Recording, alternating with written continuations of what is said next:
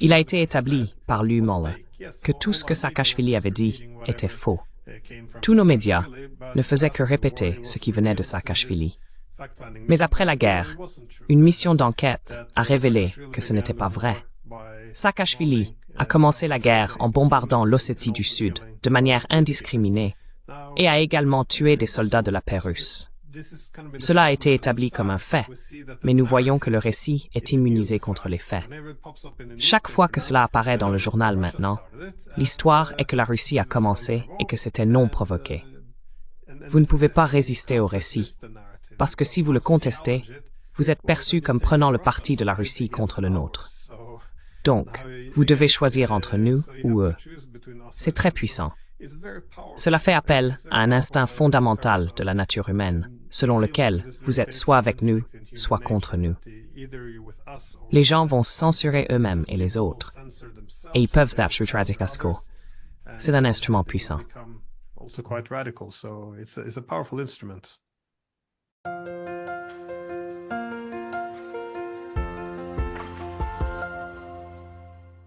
Hello everybody.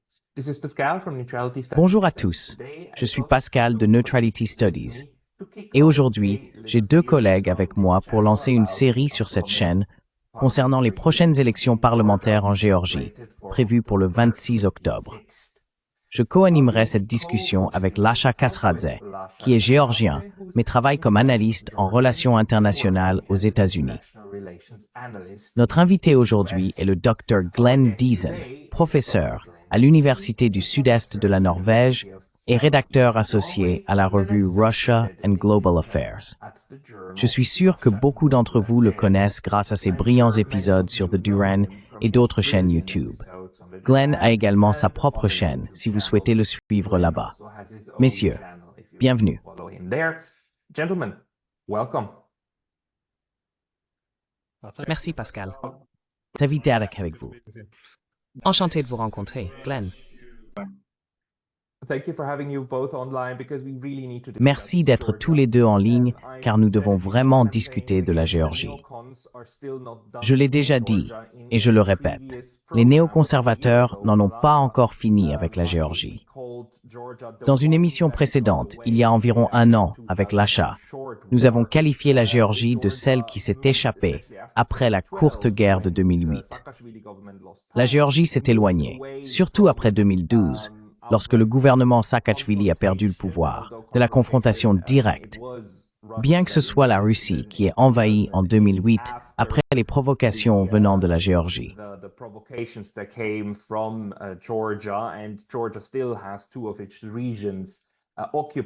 Et la Géorgie a encore deux de ces régions occupées par la Russie.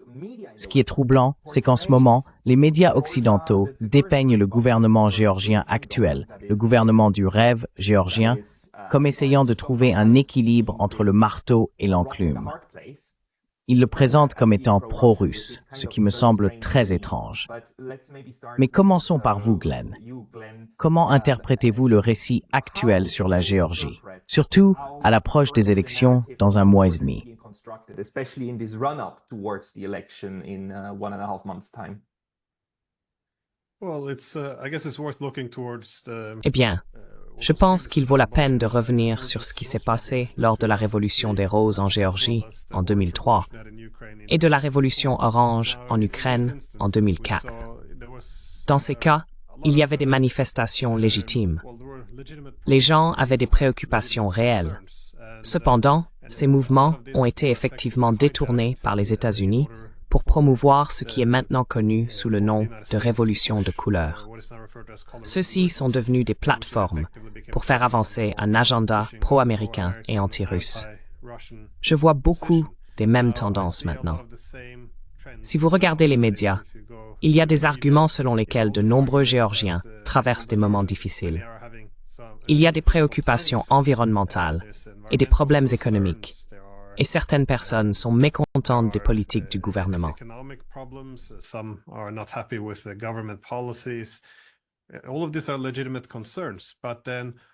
Toutes ces préoccupations sont légitimes, mais quelle est la solution?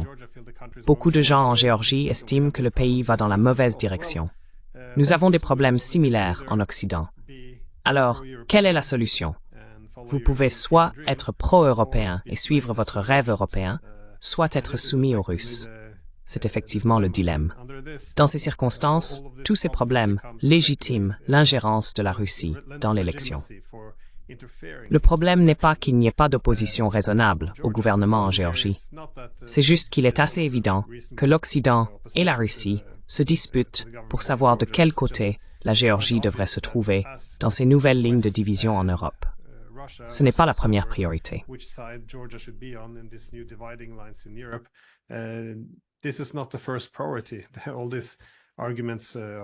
Tous ces arguments sur la démocratie libérale et les droits de l'homme sont utilisés pour justifier l'ingérence en Géorgie.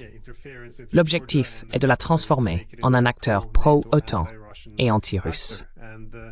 Tant l'ancien que l'actuel Premier ministre de Géorgie ont exprimé des inquiétudes, selon lesquelles les Américains essayent de provoquer un changement de régime en Géorgie pour ouvrir un second front contre la Russie. C'est une préoccupation réelle. Cependant, nous ne l'abordons pas. Au lieu de cela, nous les rejetons comme des marionnettes de Poutine, tout en affirmant que les manifestants représentent la véritable Géorgie. Le gouvernement est perçu comme illégitime parce qu'il rejette l'Europe et s'aligne avec la Russie.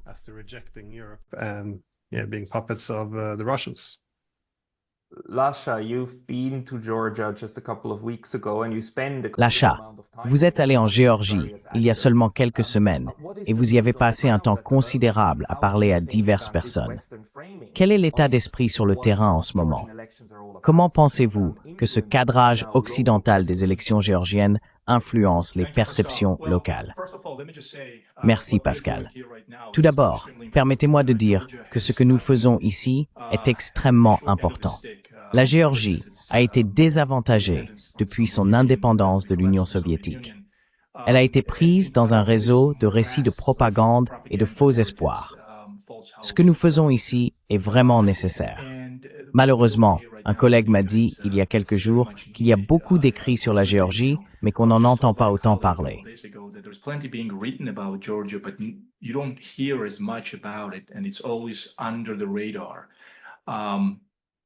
La Géorgie a toujours été importante, mais elle passe souvent inaperçue. Depuis le début, elle a été au centre des récits occidentaux sur l'adhésion à l'OTAN et à l'Union européenne. Elle est considérée comme un exemple éclatant pour d'autres pays de la région, montrant ce que signifie mettre en œuvre des réformes et devenir partie intégrante de l'Occident.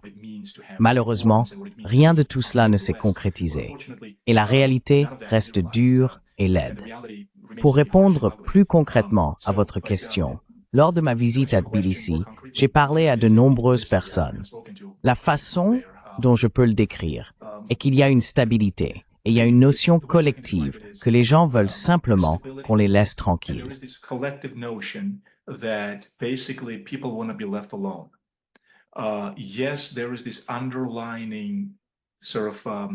Oui, il y a une inquiétude et une anxiété sous-jacente quant à la direction que prend le pays. Mais en même temps, j'ai constaté que les Géorgiens ne sont pas excessivement préoccupés. Ils connaissent très bien la Russie. La psyché collective géorgienne et son histoire comprennent parfaitement la Russie. Les questions qu'ils se posent sont: que fait l'Amérique? Que fait l'Europe? Et pourquoi, après 30 ans, il n'y a pas eu de politique d'industrialisation réussie en Géorgie? Pourquoi la pauvreté est-elle encore omniprésente? Sur le plan géopolitique, pourquoi les régions séparatistes de la Géorgie sont-elles toujours séparées? La question ultime est: où va la Géorgie et quand cela prendra-t-il fin?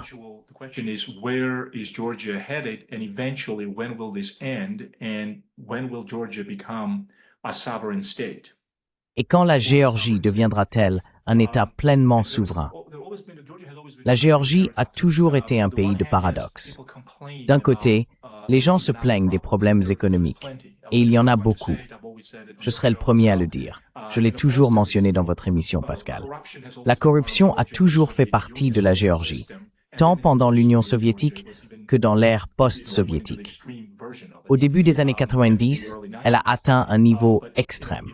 Cependant, si je devais dire que la corruption détruit la société ou le pays, ou que le pays est au bord d'une autre guerre civile à cause de la corruption, je vous mentirais.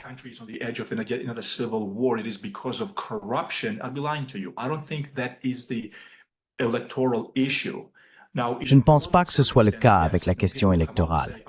Dans des circonstances normales, les gens sortiraient et diraient « Je veux récupérer mon économie. Je veux que les salaires soient augmentés. Je veux que les générations futures aient des opportunités professionnelles dans le gouvernement. Je veux de la responsabilité. » Mais en Géorgie, il n'y a pas eu de temps pour que ces questions soient révélées et mises au premier plan de ce qui préoccupe la société. La discussion principale a toujours été de savoir si nous rejoignons l'Occident. Êtes-vous pro-russe ou pro-occidental? Même parler pragmatiquement de la Russie, juste pour la survie de l'État, vous étiquettera comme pro-russe. Cela montre l'étendue de la radicalisation.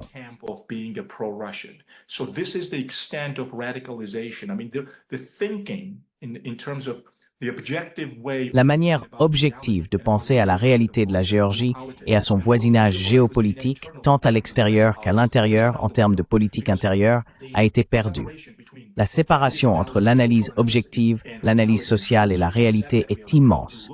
Il y a un écart significatif dans le discours social et public qui devrait analyser ces questions et déterminer où se dirige la Géorgie. C'est le droit de toute société libre de discuter de ces questions. Mais cela n'a pas été le cas.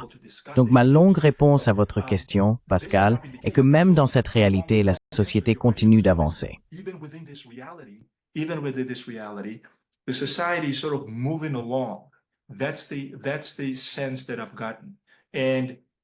C'est le sentiment que j'ai eu. Les gens en ont juste assez de la dichotomie pro-russe ou pro-occidentale. Ils avancent simplement. Tant qu'il y a un certain sens de stabilité et que les gens ont du travail et un moyen de subvenir aux besoins de leur famille, ils avancent. J'ai été très choqué il y a 6 ou 7 ans quand j'étais là-bas. C'était pas le cas.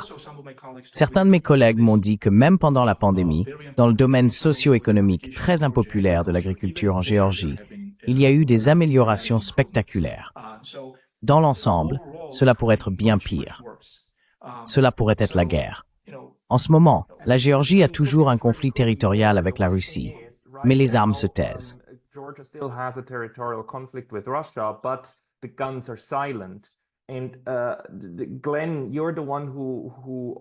Et Glenn, c'est vous qui observez ces récits qui se sont construits depuis longtemps. En ce moment, nous sommes dans une période où dans Politico, le Washington Post ou tout journal occidental que vous ouvrez, cela crée toujours cette dichotomie pro-russe ou pro-occidental. Cela s'intensifie malgré le fait que le gouvernement actuel du rêve géorgien n'a pas de relation diplomatique avec la Russie. Ce n'est pas un gouvernement favorable à la Russie. Comment pouvez-vous comprendre cela, Glenn? Pourquoi y a-t-il cette attaque de l'extérieur, surtout de l'Occident, qui crée toujours cette dichotomie entre la méchante Russie et la bonne Europe, avec la Géorgie dépeinte comme capturée par des forces oligarchiques voulant s'aligner avec la Russie? Pourquoi ce même récit continue-t-il d'apparaître?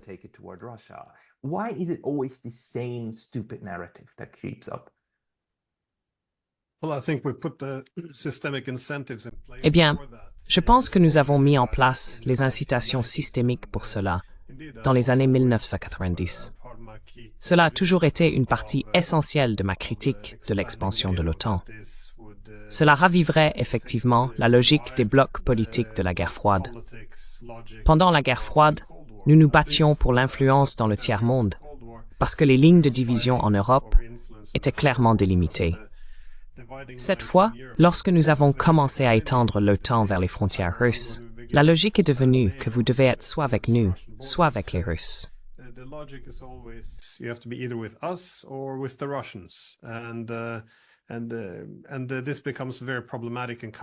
Et cela devient très problématique dans des pays comme la Moldavie, la Géorgie et l'Ukraine. Non seulement ils se trouvent dans la région frontalière et le voisinage partagé, mais leurs sociétés sont également profondément divisées. Cette pression pour choisir entre l'Ouest ou l'Est peut exacerber certaines de ces divisions. Même si une majorité préférerait, par exemple, rejoindre l'UME vient avec l'OTAN. Il ne faut pas négliger les préoccupations de pays comme la Géorgie. Si vous êtes un petit pays à côté d'un géant, vous êtes susceptible d'avoir des griefs historiques, où votre grand voisin a violé votre souveraineté.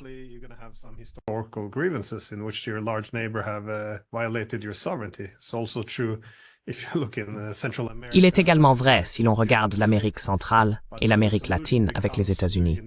Mais lorsque la solution devient d'inviter une autre grande puissance rivale, comme les États-Unis, à la frontière russe, il faut aussi se demander quelles sont les motivations, quels sont les intérêts de cette autre grande puissance. Les médias la présentent toujours comme le rêve européen contre l'oppression russe. C'est toujours ce récit du bien contre le mal. Il est toujours sous-entendu que nos intérêts en Occident ou ceux de l'OTAN sont simplement de délivrer la liberté et des opportunités, et sont très altruistes. Mais comme nous l'avons vu en Ukraine, et je pense aussi en Géorgie, les intérêts sont assez différents. Vous le voyez comme un instrument, une dague, que vous pouvez pointer vers la Russie.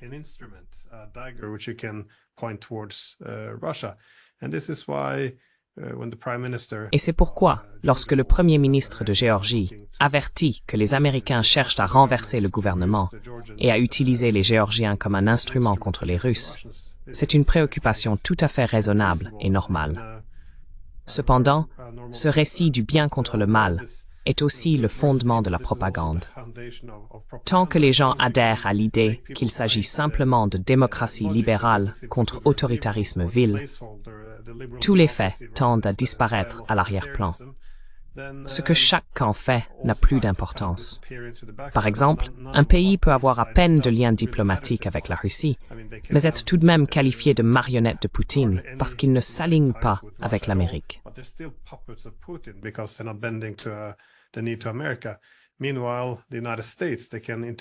Pendant ce temps, les États-Unis et l'UMPBL peuvent interférer dans la société civile géorgienne de la manière qu'ils souhaitent, mais ce n'est pas considéré comme une ingérence. Ils sont simplement là pour promouvoir la démocratie et aider la société civile.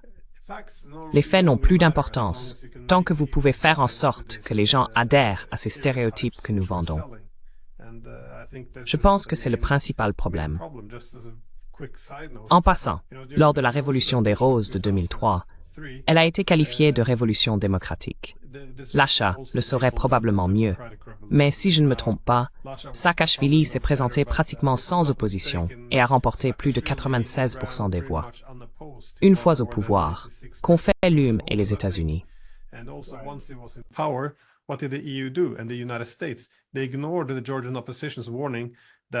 Ils ont ignoré l'avertissement de l'opposition géorgienne concernant la rupture des liens avec la Russie. Ils ont passé sous silence toutes les violations des droits de l'homme et la répression de Saakashvili contre l'opposition politique. Cela ne correspond pas à nos valeurs. Il est courant de présenter le conflit comme une belliqueuse Russie contre nos bonnes valeurs. Cependant, nous utilisons souvent ces bonnes valeurs comme un outil pour cacher nos véritables intérêts. Si vous pouvez déguiser des intérêts concurrents en valeurs bonnes contre mauvaises, c'est essentiellement de la propagande. Je crois que c'est ce que nous faisons également en Géorgie, et ce n'est pas dans l'intérêt des Géorgiens, j'ajouterais.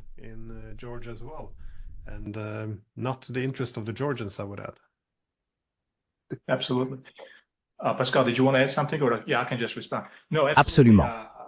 Pascal, voulais-tu ajouter quelque chose?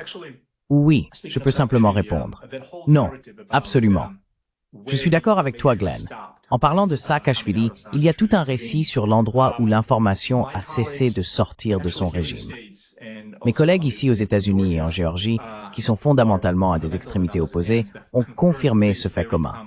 Chaque fois qu'il y avait un rapport ou une plainte de l'opposition de Tbilissi pendant le gouvernement de Saakashvili, c'était à propos de violations flagrantes des droits de l'homme ou de confiscation illégale d'entreprises.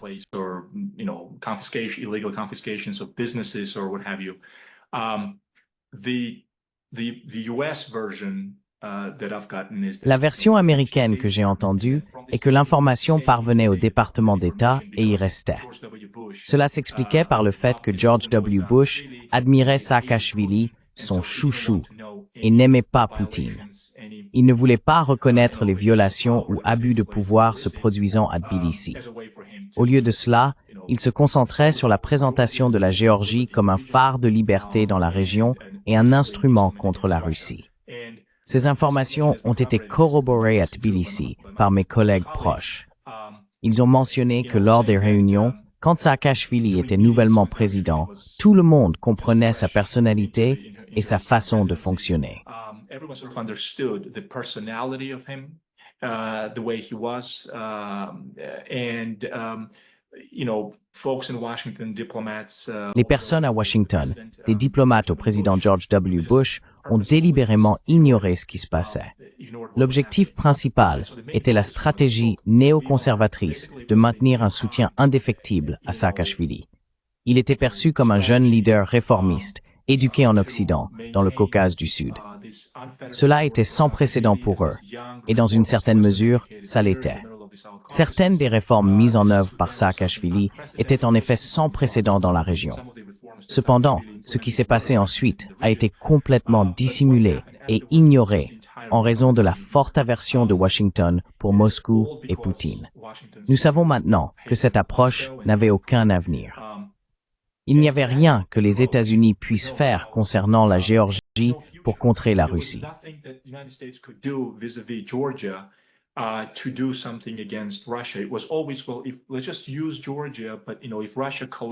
C'était toujours, eh bien, utilisons simplement la Géorgie, mais si la Russie s'effondre, tant mieux. Sinon, la Russie pourrait revenir et prendre encore 20% de la Géorgie. Eh bien, nous pouvons toujours les appeler des gens épris de liberté et courageux qui luttent contre la Russie maléfique. C'était essentiellement à ce niveau superficiel que la politique était élaborée. L'un des adultes dans la pièce à Washington, à mon avis, a toujours été Bob Gates. Il était le secrétaire à la Défense sous Obama et Bush, et j'ai énormément de respect pour lui. Il avertissait toujours que nous jouions avec le feu et que la Russie allait à un moment donné revenir et réenvahir la Géorgie à cause de cette politique agressive de Washington.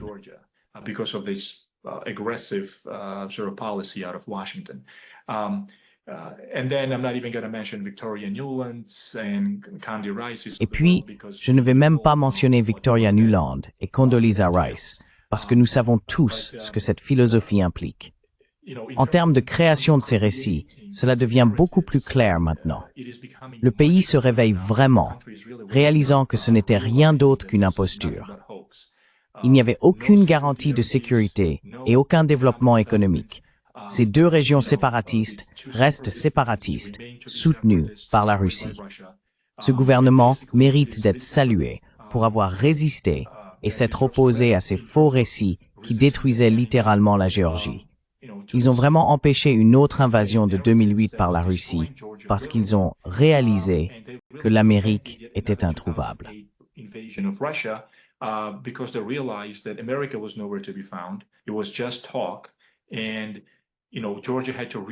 C'était juste des paroles. La Géorgie a dû redemander et revenir à ses principes originaux de géopolitique régionale pour survivre. Il devait raviver les relations avec la Russie. Voici le paradoxe et l'ironie. Tout revient à la Russie à la fin. La Géorgie a été victime de fausses promesses. Autant que les Géorgiens veulent devenir membres de l'Occident, la géopolitique montre toujours son visage hideux. Cela suggère que si l'avenir surgit ou ils doivent passer par la Russie et le Kremlin. Reenacted again, we have to go through Russia and the Kremlin. We got to talk to regional neighbors. Nous devons parler aux voisins régionaux. D'ailleurs, je veux ajouter quelque chose. Les idées de géopolitique régionale en Géorgie sont discutées dans le milieu universitaire. Zurab Honelidze, le recteur de l'Université d'État de Sukhumi et un de mes proches collègues, a écrit un livre intitulé « Paradigme géorgien de la paix ». Il propose un concept très pragmatique sur la manière dont la région du Caucase du Sud devrait se développer en tant qu'espace géopolitique. Il est choquant et tragique que de tels concepts et analyses académiques aient été délibérément marginalisés en Géorgie.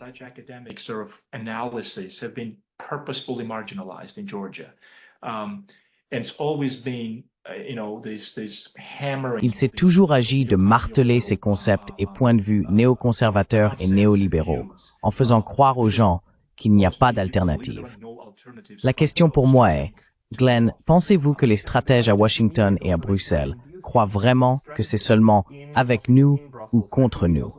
Ou ont-ils une approche plus nuancée de la façon dont ces sphères d'influence fonctionnent? Le Caucase n'est pas une question simple. Qui est aligné avec qui? Même si vous regardez la Turquie, il y a une ambivalence à être membre de l'OTAN tout en postulant pour les BRICS. Est-ce peut-être le nouveau type de zone intermédiaire que nous voyons émerger?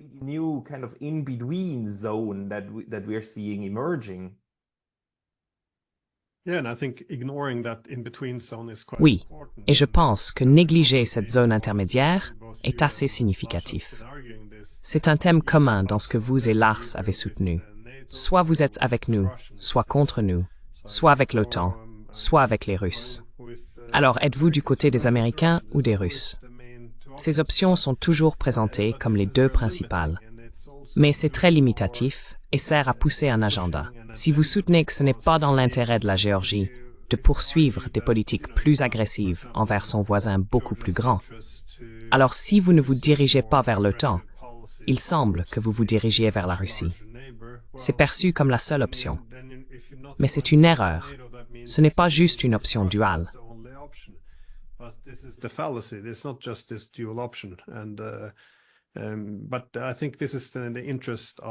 Je pense que l'intérêt de ce nouveau Conseil aux États-Unis est de le présenter comme un choix binaire.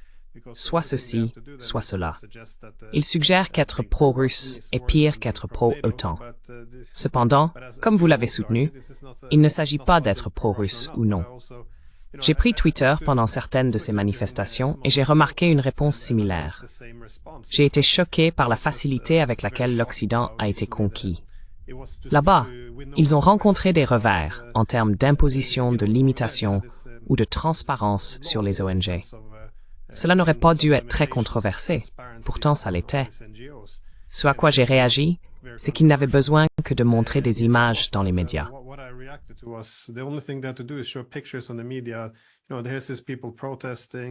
Tu sais, il y a des gens qui manifestent parce qu'ils n'aiment pas ces lois. Ensuite, le gouvernement les qualifie de marionnettes de Poutine, et c'est tout. Le public a été conquis. Alors maintenant, il semble raisonnable de renverser le gouvernement, n'est-ce pas? Mais qu'en est-il de la loi qu'ils essayaient de faire passer? Que devrions-nous en penser? Les gens ne peuvent pas rester informés sur tout, alors ils utilisent la même dichotomie. Ils disent que c'est une loi russe, parce qu'elle vise à limiter le pouvoir des ONG. Les ONG sont importantes parce qu'elles représentent la société civile. Cependant, c'est une simplification absurde. Les ONG peuvent parfois permettre à une petite minorité de l'emporter sur une majorité silencieuse.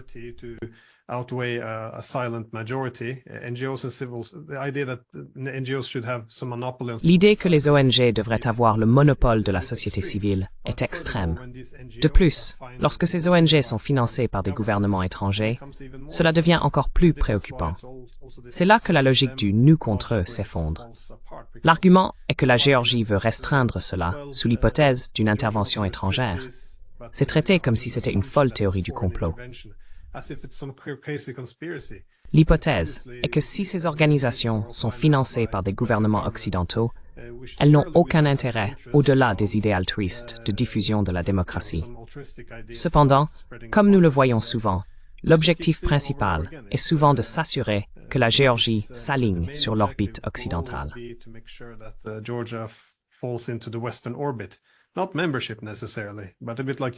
Pas nécessairement l'adhésion, mais une situation similaire à celle de l'Ukraine. Nous ne voulions pas non plus de l'Ukraine dans l'UMNOP. Nous ne voulions simplement pas qu'elle soit dans l'orbite russe. Donc elle doit nous choisir plutôt qu'eux. C'est un peu comme la Turquie, élue comme un thème d'ailleurs. Nous aimerions qu'ils passent d'obstacle en obstacle, mais ils ne vont pas vraiment entrer. C'est assez évident. Quoi qu'il en soit, je m'égare. Mon point est que cette mentalité, nous contre eux, est la façon dont toute la rhétorique est organisée. C'est aussi ainsi que toute dissidence peut non seulement être honteuse, mais aussi criminalisée. Ce qui est intéressant, c'est que ces récits parviennent à rester populaires, surtout en Occident, même lorsqu'ils sont totalement et complètement réfutés.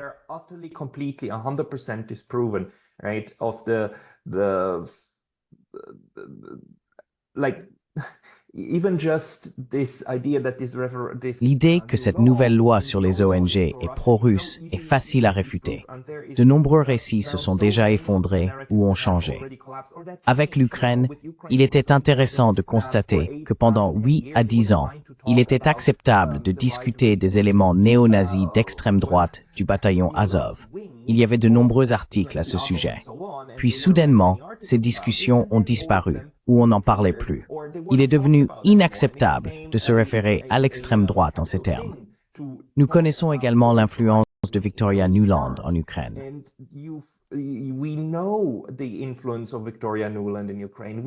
She gave an interview the other day also about. Elle a donné une interview l'autre jour sur l'implication dans le sabotage des accords d'Istanbul de 2022. Cela ne s'est jamais concrétisé, mais les récits restent en place. La prochaine personne que nous allons recevoir dans cette émission est Ivan Kachanovski, un Ukrainien qui a étudié le massacre de Maïdan. Nous savons maintenant que les personnes tuées lors du massacre de Maïdan ont été abattues depuis des zones sous le contrôle des pro-Maïdan et que cela a été une affaire instiguée. Tout cela est clair maintenant, mais le récit persiste. La question pour moi est de savoir si les groupes internes sont les plus importants ici.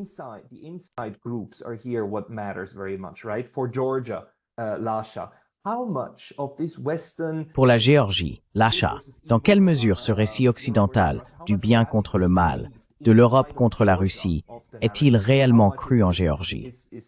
Et dans quelle mesure est-ce simplement quelque chose que l'Occident veut imposer comme vérité?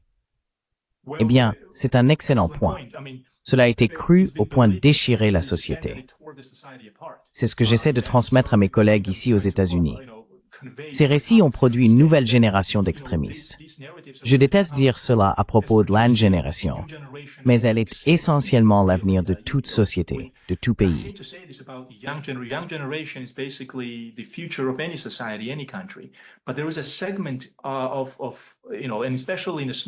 Dans un petit pays comme la Géorgie, avec 3,64 millions d'habitants, il est crucial d'avoir une nouvelle génération avec des idées saines et objectives.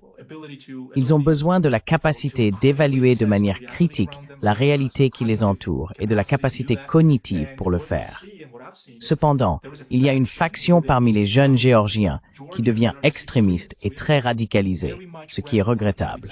Je crois que la cause de cela est la promotion de récits divisifs. C'est la mentalité du « vous êtes soit avec nous, soit contre nous », ou « c'est ma façon ou rien ».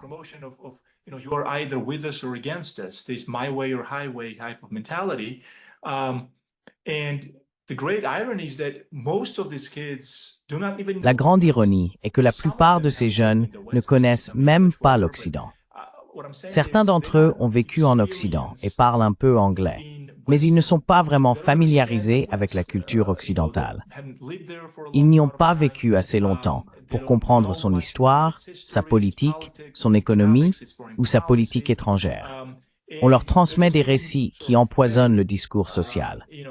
Il est presque impossible de dialoguer avec un certain segment de la population car ils sont tellement radicalisés.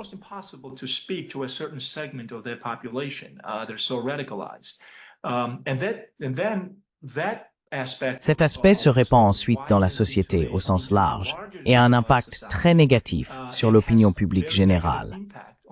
Cependant, à ma grande surprise, j'ai remarqué des personnes qui ne sont pas seulement éduquées à l'occidental, mais qui ont également travaillé en Occident et y ont eu de grandes carrières. Elles sont maintenant retraitées en Géorgie.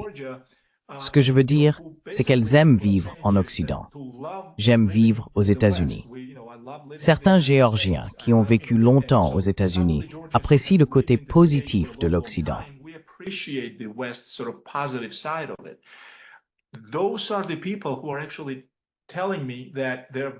Ce sont les personnes qui me disent qu'elles sont satisfaites de la manière dont la politique géorgienne et le gouvernement gèrent la situation. compte tenu des pressions politiques qu'ils subissent de l'Occident et de Washington. Ils disent que cela pourrait être pire, et ils acceptent les choses telles qu'elles sont aujourd'hui. Personnellement, je peux dire qu'il y a 6 ou 7 ans, comparé à aujourd'hui, c'est le jour et la nuit.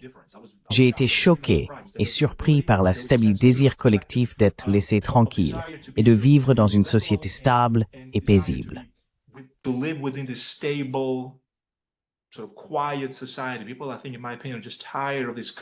Les gens, à mon avis, sont simplement fatigués de cette radicalisation constante, bien qu'elle soit toujours présente.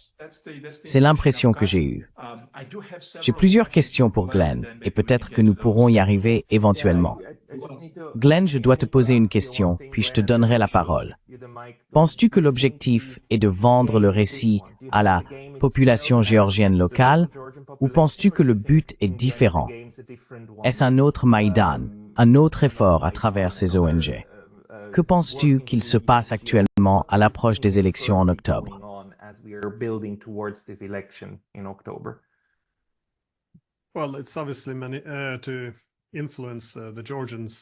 Eh bien, c'est évidemment pour influencer les Géorgiens sur le terrain, mais c'est aussi pour mobiliser l'opinion publique en Occident en faveur de tout soutien ou ingérence.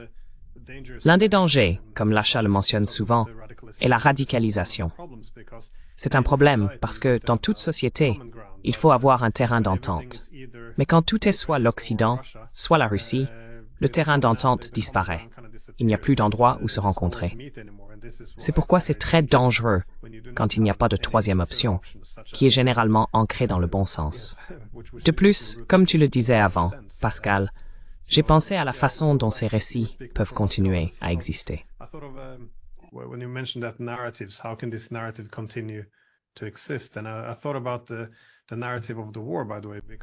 J'ai pensé au récit de la guerre, parce qu'avant que nous parlions aujourd'hui, vous avez envoyé un article du Washington Post. Il critiquait le gouvernement pour avoir accusé l'ancien Premier ministre Saakashvili de provoquer l'invasion de la Russie en 2008. Le Washington Post, ou du moins l'auteur, soutenait que cette accusation était absurde et que c'était la faute des Russes. C'est fascinant parce que si vous vous souvenez, en 2008, l'UMMEMBED a lancé une mission internationale indépendante d'établissement des faits, dirigée par la diplomate Heidi Tagliavini. Il a été établi par l'UMISFORWARD que tout ce que Saakashvili avait dit était faux. Pourtant, tous nos médias simplement ce qui venait de Saakashvili.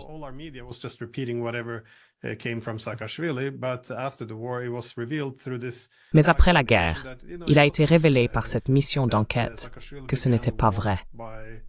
Saakashvili a commencé la guerre en bombardant l'Ossétie du Sud de manière indiscriminée et en tuant également des soldats de la paix russe. Cela a été établi comme un fait, mais le récit semble immunisé contre les faits. Chaque fois que cela apparaît dans un journal maintenant, l'histoire est que la Russie a commencé et que c'était non provoqué. Vous ne pouvez pas résister à ce récit, parce que si vous le contestez, vous êtes perçu comme prenant le parti de la Russie contre le nôtre. Donc vous devez choisir entre nous ou eux. C'est très puissant en termes d'appel à un instinct fondamental de la nature humaine. Soit vous êtes avec nous, soit avec eux. Les gens vont se censurer eux-mêmes et les autres, et ils peuvent devenir assez radicaux. C'est un instrument puissant. Lasha, votre question. Lasha, your question. Yes, I'm with you on that, Glenn. Oui, je suis d'accord avec toi là-dessus, Glenn. Je pense qu'il y a eu un effort significatif pour brouiller les lignes et marginaliser l'objectivité, diminuant ainsi la capacité de la population à penser de manière indépendante. C'est le véritable ennemi, à mon avis. Quand nous parlons de l'Ukraine, il est impossible de ne pas le mentionner dans ces discussions. À mon avis, les causes de ce qui se passe en Ukraine et de ce qui s'est passé en Géorgie sont essentiellement les mêmes. La tragédie en Ukraine est à une échelle beaucoup plus grande et se déroule encore à l'heure où nous parlons. En Géorgie, cela s'est terminé en 5 jours.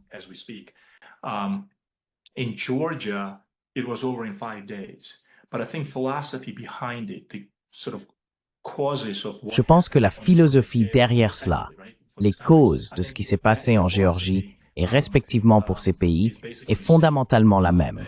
Pourtant, on n'entend pas beaucoup parler de la Géorgie, mais on entend parler de l'Ukraine. À juste titre, je comprends. Mais en même temps, j'aimerais que la Géorgie soit également mentionnée dans les médias occidentaux ou dans des espaces médiatiques alternatifs comme celui-ci. Ces espaces, malheureusement, sont les seuls qui restent pour dire la vérité de nos jours. La Géorgie est une variable importante, car elle a été le premier pays à vivre en temps réel les dangers et les risques de ce qui se préparait entre 2003 et 2012. Avec cela, je voulais juste poser quelques questions. With that, I just wanted to ask a few questions. Some of them are on regional geopolitics and where Georgia is headed, for example. Certaines de mes questions portent sur la géopolitique régionale et la direction que prend la Géorgie.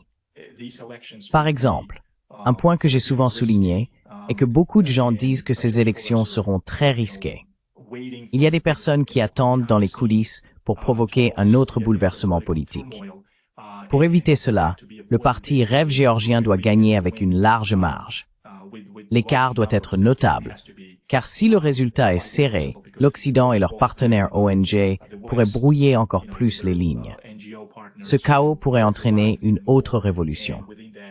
Dans quelle mesure pensez-vous que cela est réaliste?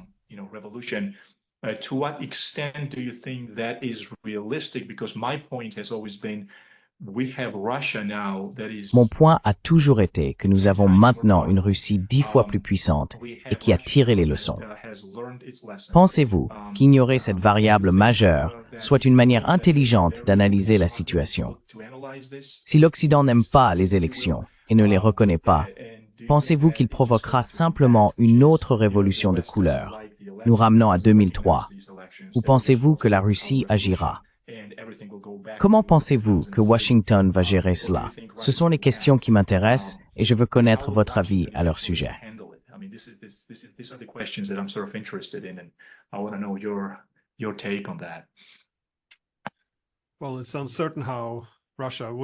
Eh bien, il est incertain de savoir comment la Russie réagirait.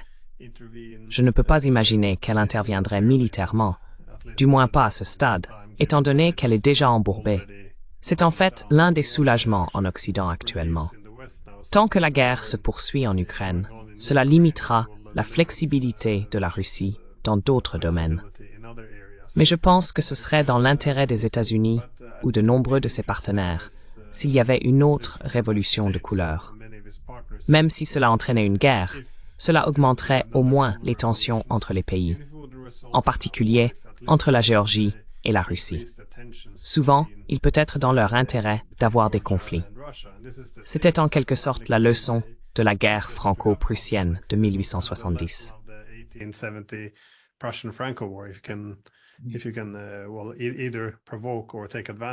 Si vous pouvez soit provoquer, soit tirer parti de conflit, cela façonne la formation de l'identité du nous contre eux. C'est ce qui a aidé à unifier l'Allemagne en 1871, simplement parce que combattre un ennemi commun peut rassembler les gens. Ainsi, s'il y a plus de conflits entre la Géorgie et la Russie, cela pourrait renforcer le rôle de la Géorgie dans l'OTAN. Cela dit, la Géorgie se souvient également de 2008, lorsqu'elle a eu un conflit avec la Russie, et l'Occident n'est pas intervenu. Beaucoup espéraient que l'Occident arrêterait les Russes, notamment au tunnel, mais cela ne s'est jamais produit. Nous pouvons également établir des parallèles entre la Géorgie et l'Ukraine.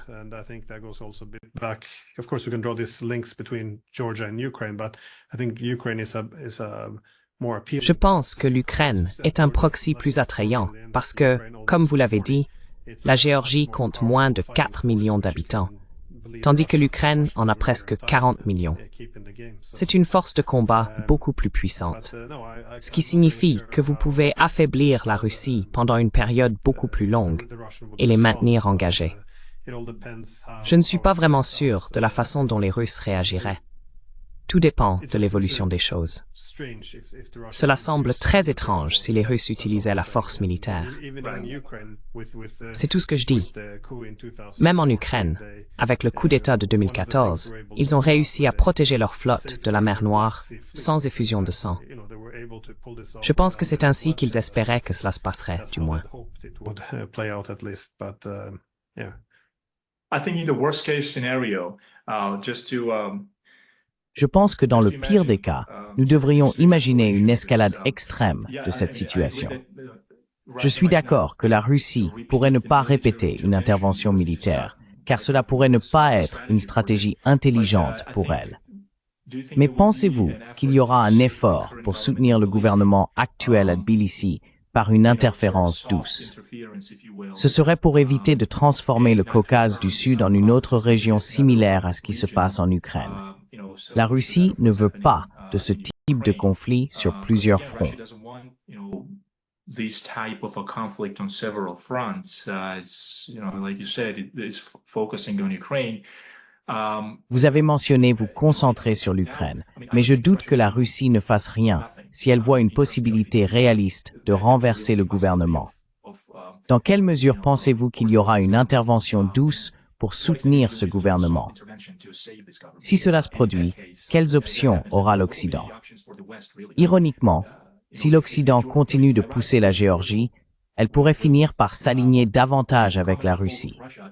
C'est ainsi que je l'envisage. That's how I have this envision. The more you push Georgia, the closer you draw them to Russia. You bring them to Russia. Plus vous poussez la Géorgie, plus vous la rapprochez de la Russie. Si la Russie exploite cela, surtout dans les semaines et jours précédant les élections, et peu après, il y a de bonnes chances, à mon avis, que le soft power de la Russie intervienne pour soutenir le gouvernement actuel du rêve géorgien. Pensez-vous que ce scénario soit trop extrême? Parce que si le gouvernement actuel s'effondre en raison d'accusations de fraude électorale et qu'il doit démissionner, nous connaissons les phrases comme « Ivanishvili doit partir ». Je peux déjà l'entendre. Si cela commence à se produire, quelles options auront l'Occident et Moscou? What will be the options for the West and Moscow?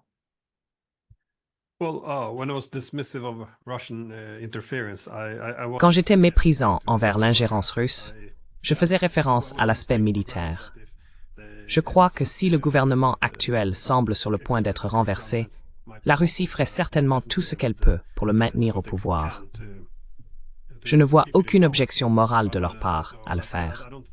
Pour la Russie, empêcher la Géorgie de devenir un avant-poste des États-Unis est une préoccupation importante. Cependant, plus cette ingérence est manifeste, plus elle peut souvent être contre-productive. Si l'Occident n'est pas couronné de succès, les États-Unis pourraient ne pas être en mesure d'influencer l'élection en leur faveur. Un effort échoué pourrait s'avérer contre-productif, potentiellement bénéfique pour la Russie. Le MEMB et les États-Unis discutent déjà de la possibilité de sanctionner la Géorgie parce que leur Parlement élu pourrait revenir en arrière et annuler la loi qu'ils ont.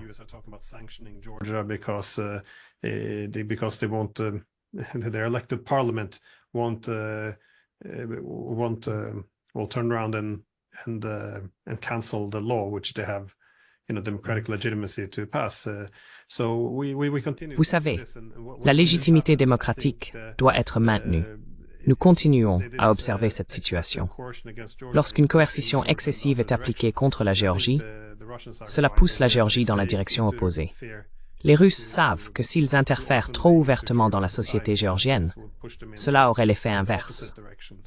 C'est pourquoi ils veulent minimiser toute ingérence.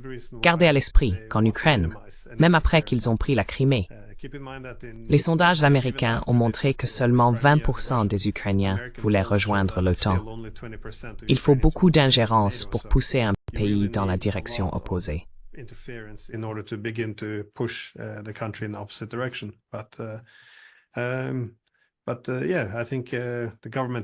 Mais oui, je pense que si le gouvernement gagne, l'opposition descendra dans la rue.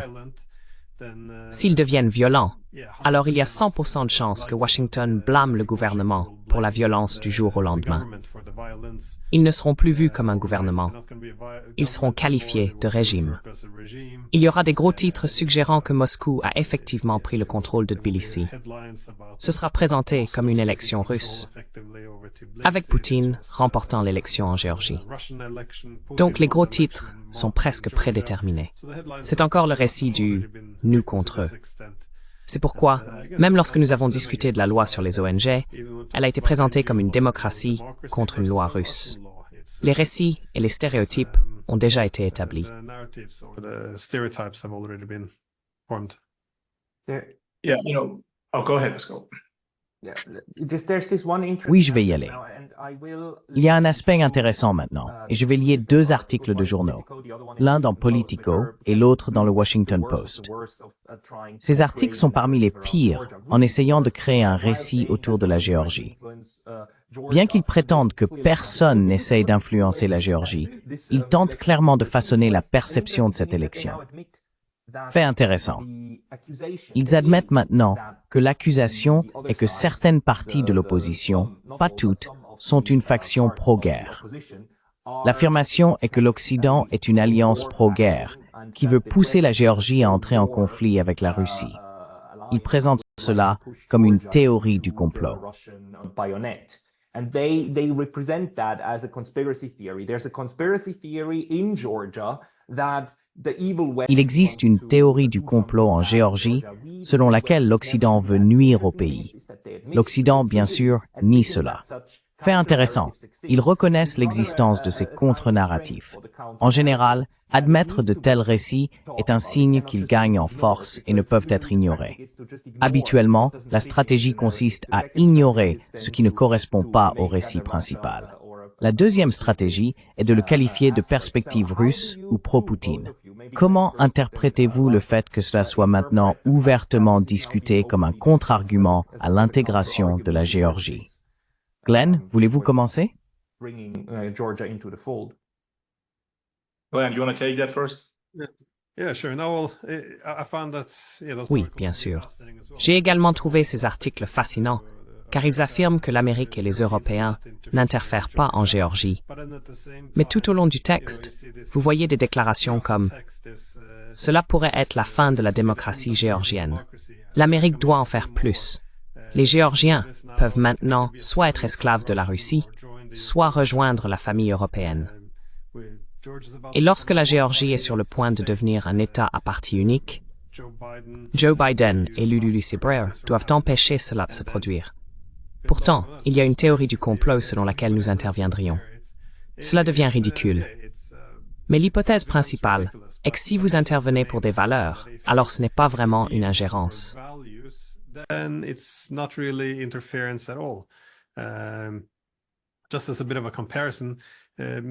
Pour comparaison, en Ukraine, il y a une grande attention portée au mémorandum de Budapest. Cet accord a été donné à l'Ukraine, à la Biélorussie et au Kazakhstan pour les encourager à renoncer à leurs armes nucléaires. En retour, personne ne devait interférer dans leurs affaires intérieures ou utiliser l'économie pour manipuler leur politique et saper leur souveraineté. Cependant, lorsque les États-Unis ont imposé de fortes sanctions contre la Biélorussie, cela a été perçu comme une violation du mémorandum de Budapest. Renverser le gouvernement en Ukraine viole également cet accord. Pourtant, sur le site de l'ambassade américaine, ils affirment que cela ne sape pas leur souveraineté.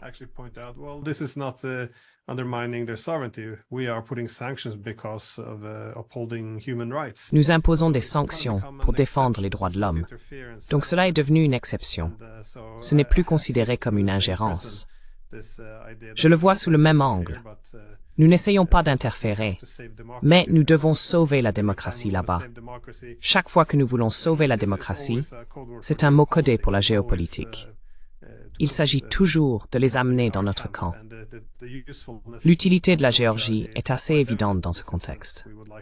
Nous voulons créer une certaine pression sur la région sud de la Russie. Je laisse cela à l'achat. C'est typique de ce que vous voyez dans les journaux. Nous nous sommes habitués à quel point c'est hypocrite, je suppose.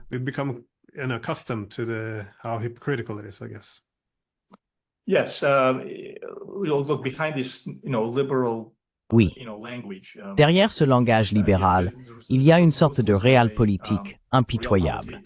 Cela pourrait être une généralisation de ma part. Mais vous savez, je pense toujours aux récits et à la propagande dont la Géorgie a été victime au cours des 30 dernières années environ. Je pense au livre de Stephen Wertheim, Tomorrow the World, et à la manière dont les États-Unis, à travers les universités, les think tanks et le département d'État, ont créé des récits publics pour sortir les États-Unis de l'isolement. Ils ont mis en place un système brillant pour façonner l'opinion publique. À une échelle plus petite et peut-être moins importante, je vois des parallèles avec cela. Perhaps even in a much less important scale, I see parallels with that. The funny thing is, 20, 30 years ago, 15 years ago, Le plus drôle, c'est qu'il y a 20 ou 30 ans, même il y a 15 ans, ces conversations n'avaient pas lieu en Géorgie. Tout le monde croyait à ces choses. C'est l'ironie et la tragédie de la situation. Les États-Unis continuent de forcer une porte ouverte, c'est-à-dire la Géorgie. Je ne peux pas assez insister là-dessus. Vous n'avez pas besoin de dire aux Géorgiens comment ne pas aimer la Russie. Ils avaient nécessaire de ne pas aimer les Russes en tant que personnes, mais le système qui a victimisé la Géorgie à travers des invasions et des actions contre la Géorgie après la révolution bolchevique, et ainsi de suite.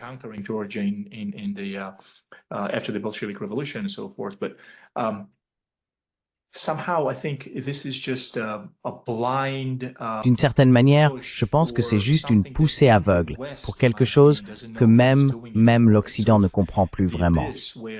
C'est comme un abîme. Vous leur demandez, qu'essayez-vous d'accomplir ici? Essayez-vous vraiment de promouvoir la démocratie? Cela semble être une conclusion évidente et personne n'en parle plus. Même en Géorgie, les gens disent, qui veut encore écouter Francis Fukuyama? Je ne veux pas être irrespectueux. Je ne fais que constater les faits.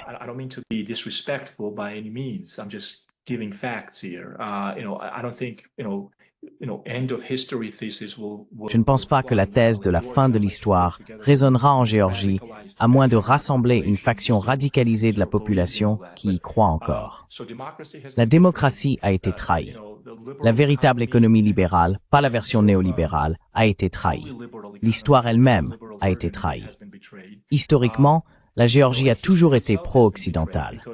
Pourtant, d'une manière ou d'une autre, elle a été transformée en une version déformée de ce que l'Occident prétend être pro-occidental. Ce n'est pas ce que les Géorgiens ont cru pendant 700 à 1000 ans, à savoir devenir partie intégrante de l'Occident. Ils ont sincèrement essayé de le faire au cours des siècles.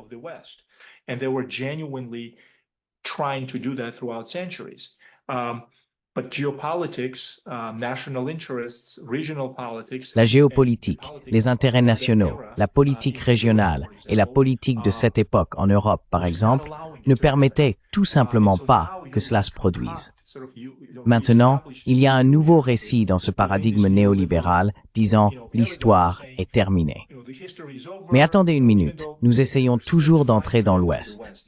Vous ne nous dites rien de nouveau. Que dites-vous que nous ne sachions déjà? La façon dont cela a été présenté à la population géorgienne a été rien de moins que criminel. La Géorgie a tout accepté sans question. Cela a été emballé, politisé, et cela a divisé la société. À mon avis, cela a finalement conduit à la guerre de 2008.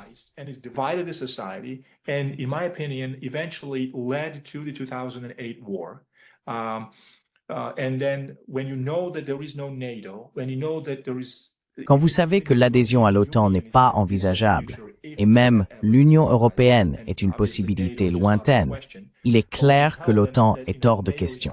Pourtant, quand on dit aux gens que l'OTAN arrive bientôt, cela crée de faux espoirs. Ce n'est pas un plan réaliste pour aider un petit pays à rejoindre. C'est essentiellement leur dire de s'auto-détruire, et ils seront appelés héros pour avoir combattu contre la Russie, notre ennemi commun. C'est la réalité tragique. Nous avons atteint la marque d'1 heure. Glenn, je voudrais vous donner le dernier mot. Y a-t-il quelque chose à quoi vous aimeriez réagir ou ajouter à la discussion?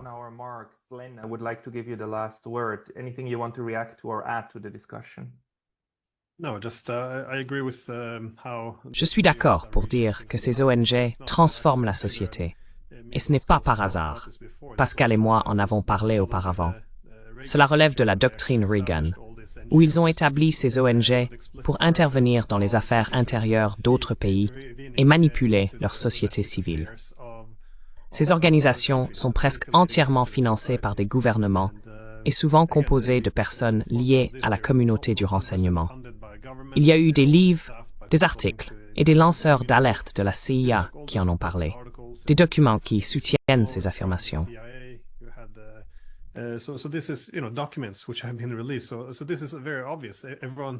C'est très évident. Tout le monde le sait, mais cela n'affecte toujours pas le récit. C'est problématique. L'un des cofondateurs du National Endowment for Democracy a en fait souligné que ce qu'ils font maintenant était autrefois fait par la CIA. C'est ainsi que les opérations secrètes sont menées aujourd'hui. Ils essayent de manipuler la société civile, mais au lieu d'utiliser la CIA et de risquer d'être pris et embarrassés, ils présentent ces actions comme des efforts pour les droits de l'homme. Ce n'est plus considéré comme une ingérence. C'est même considéré comme moralement juste. Nous nous retrouvons dans des situations où nous nous enfermons effectivement dans un coin. Il n'y a qu'une seule chose que nous pouvons faire, comme vous l'avez dit, Lasha, lorsque vous demandez ce que nous voulons réellement accomplir en Géorgie.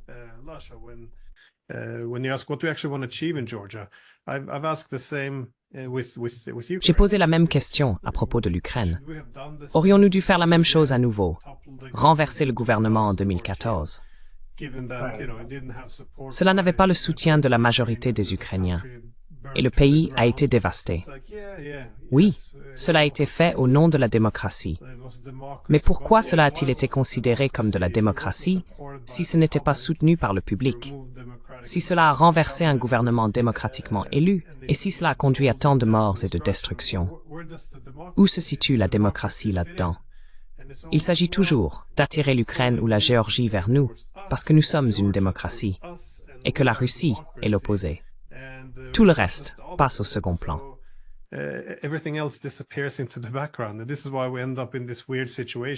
Nous nous retrouvons dans cette situation étrange, où nous prétendons être pro-démocratie et pro-Ukraine, mais nous renversons le gouvernement, soutenons des opérations antiterroristes qui tuent des milliers de citoyens et purgeons leur système politique, leurs médias, leur culture, leur église et leur langue.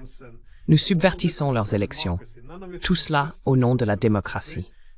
Rien de tout cela ne s'aligne avec les principes démocratiques. Nous ne ferions pas cela dans nos propres sociétés. L'idée est que si vous éloignez le pays de la Russie vers nous, tous les moyens sont justifiés par la fin. L'objectif final est que nous sommes une démocratie, et la Russie ne l'est pas. C'est une grande tragédie. Si la Géorgie avait bénéficié de tout cela, j'aurais peut-être une vision différente. Mais tel que je le vois, la Géorgie perd, et finalement, l'Occident perd aussi. C'est une mauvaise politique.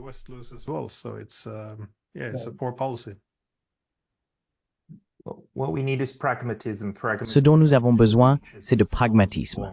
Du pragmatisme pour parvenir à une forme d'arrangement stable. Messieurs collègues, Glenn Diesen et Lasha Kasradze, merci beaucoup pour votre temps aujourd'hui. Merci beaucoup à vous deux. Merci Glenn, merci Lasha, merci Pascal. Merci. Thank you, Pascal. Thank you.